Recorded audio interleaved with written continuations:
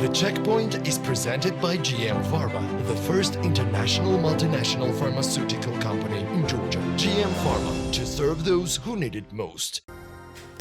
Let us start our conversation with the main values. What are the main values of today's urban design? Can we identify those? I think it really depends on the context. So I believe every city is different and every culture is different. So that's why also values differ across different places. So Tbilisi is a very different city than Rotterdam where I live. That partially comes through a history that is different, that comes through different people that are living there, doing different things. So there is a sort of what I always call sort of the local spirit, the local genius that actually makes the place very special. But then next to that, there's also a series of universal values that we're actually having for cities.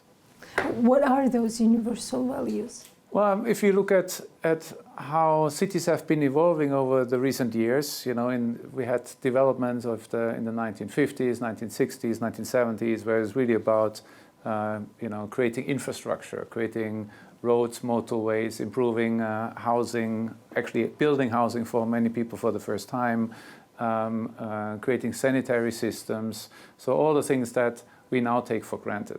Then we had a phase where this moved from provision of the basics to providing better conditions for the economy. So we had sort of a neoliberal city fabric where it was a lot about promoting businesses, about creating opportunities also for development companies that then emerged in the 80s and 90s to thrive. And now we're actually moving into something which goes beyond that, where I think the human being comes back into the play. So how can we increase quality of life in cities? How can we make cities more healthy? How can we make them more joyful? And also, how do we make our cities respond better to challenges that we face, such as climate change? On those phases, where would you place Tbilisi? Well, Tbilisi kind of went through the modernization like basically a lot of cities in the Western world, let's say, as well. I think the kind of neoliberal phase is still present, but it's also sort of slowly fading away. And you see this also with the discussions that are happening, that people really start caring about, not just kind of consuming more, but also having a better life, having outer spaces that are pleasant, having other means of getting from A to B, not always being dependent on the car that has been proliferating the city.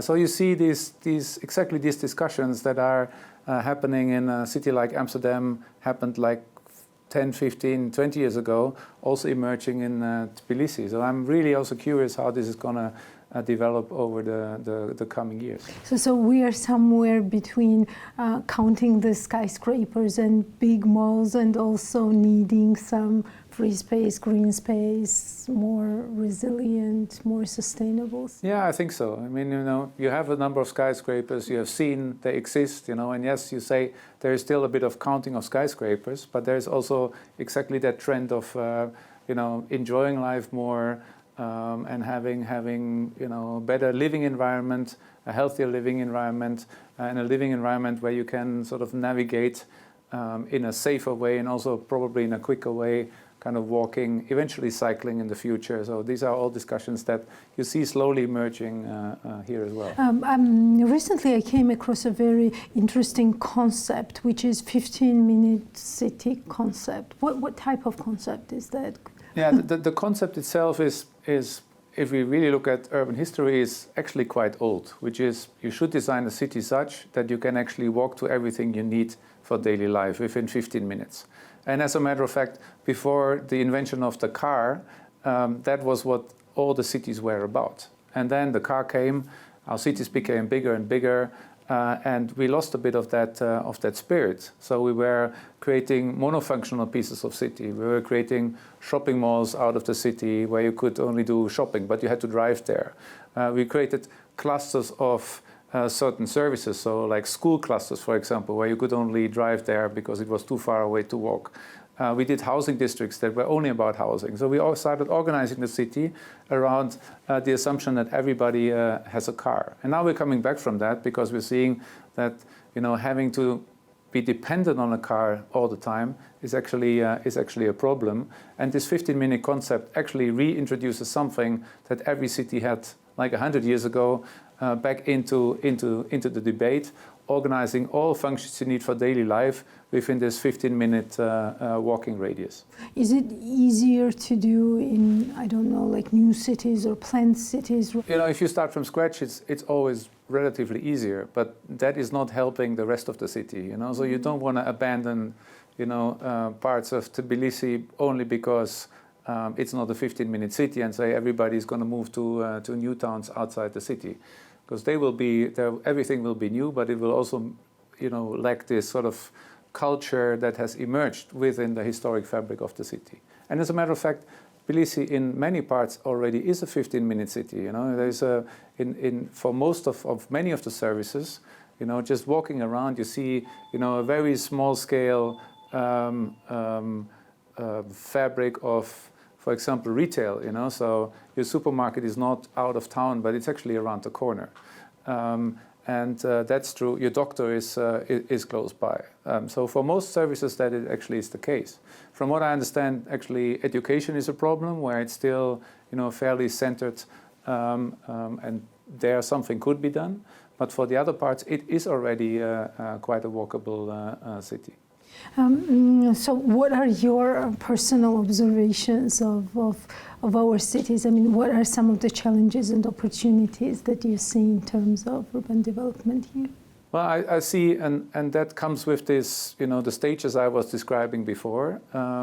With this development of cities also comes, you know, in a sort of, you know, market economy, you move away from sort of a planned system where everybody got what everybody got to, you know, people having desires and wishes, and then also they develop certain, you know, lifestyle choices. So when you see this also in other places, when, you know, when people are poor, then they're cycling. When they get richer, they're buying a motorbike. When they get richer, they buy a car. When they get richer, they buy a bigger car. When they even get richer, they all have luxury cars. And then when everybody has like kind of luxury cars, then people start saying, okay, actually the next step is not having a car anymore, but actually deliberately choosing not to have a car, but to cycle again. So these lifestyle choices, I see, you know, not happening yet in Tbilisi, but in relation to this desire to have a healthier living environment, this will come also quite quickly. So that people will move away from, you know, driving around with a car all the time to actually maybe having a car, but also having the possibility to get around with different means. So you argue that this urban design could have an impact on quality of life as well, and undoubtedly. And I think transport or traffic is really one of the biggest challenges here that needs to be dealt with. Of course, the topography is also a challenging one because the city is basically in a valley, so all the traffic is concentrated on, you know, along the rivers, going through the city, and then kind of proliferating into the rest of the city. But that is a challenging issue, which also doesn't really naturally encourage that people cycle, for example. But, you know, with technology, and that we have, for example, electric bicycles in many places now, this could be, you know, there is a viable alternative that could be used. Only you have to make it attractive to people, and then things will start really growing by themselves. As you mentioned, what type of role does the culture play? And what is the intersection of urban design and culture as such? Because here in Tbilisi, you could see that people like big cars. Yeah, of course. I mean, I come from Germany. You know, you don't have to explain me, you know, what it means to have cars and for a country and a culture to love cars. And I keep saying this. You know, there is nothing wrong about having a car. But there is a problem if you really completely dependent on having to use it for pretty much everything you're doing. You know, so creating these choices that people can say, okay, today I'm driving, but maybe tomorrow I'm going to cycle or I'm taking public transport. So just creating that network that allows you to make these choices, I think that would also be perceived as an improvement in the quality of life. And then you will see that people actually start saying, okay, standing in traffic jams is so annoying. I'll just take a bicycle, or I take the bus that goes on a dedicated lane and kind of passes by all the traffic jams. So these kind of things also show an increasing quality of life in a city. Is there such a concept as like ideal model of the modern city? We're always urban planners where in the history we're working on these ideal models of cities. I'm very skeptical about this because they typically only focus on a number of aspects that are relevant at that period of time, but as soon as time changes, these ideal models don't really work anymore. So what I'm advocating very much is to work with the existing city and really develop tailored solutions to that specific city. So the solution here in Tbilisi, by definition, has to be a different one than it is in Paris, in Brussels, in Amsterdam, or in Berlin, because the cities are all different. Topography is different, culture is different, the problems are also very different. And I think the more specific a solution is to a place, actually the more it creates also a pride of the people that are actually living in the city itself, and it also helps kind of solving the problem at hand in the best possible way, which a generic solution will not do. So I'm always a bit skeptical about when things are promoted as ideal. There is no ideal, I think, in urban planning. It's always a compromise between different aspects and navigating within those and coming up with the best possible solution within that context. I think that's the job in the best possible way. Have you thought what could make Tbilisi more livable city? Well, as I said, transport is one. I think if you go around the city, air pollution actually is you can smell it and you can feel it. So I think that is one. With it comes also quite a bit of noise, so that these things typically go together. I think another one is also what comes with this infrastructure, that the city in a way is very walkable when you're in these neighborhoods, but when you hit the big infrastructures, then they become almost like you cannot cross them, and I think that is in a way limiting some of the mobility within the city, which I think is a shame, because it's actually very beautiful. It has districts that all are very sort of distinctive, and if you could move more easily between them, I think also locals would perceive the city in a very, very different way.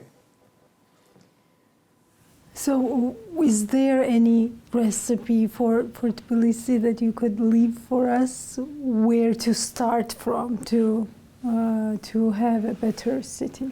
I think there is not a silver bullet to do that. I think what is, and I'm always recommending that, look at other places how they do it, study it, but don't copy it. So learn from it, but then develop your own solutions that really fit your own context. What could be best practices for Tbilisi, for example? I mean, where should we look? Well, you can look in the European context, because of course there is the way the city is structured actually has a link with a sort of a European tradition of city making. So I think that is certainly helpful. But also it's good to look at cities that are in a way in a similar post-Soviet condition, because in Soviet times there have been certain city models and concepts that have been rolled out across the whole back then Soviet Union, and they still have quite an impact on these cities. I think it's also really good and helpful to look at cities that actually also were part of the Soviet Empire and actually have similar conditions, and see what have they done and what can we learn from that as well. The Checkpoint is presented by GM Pharma, the first international multinational pharmaceutical company in Georgia. GM Pharma, to serve those who need it most.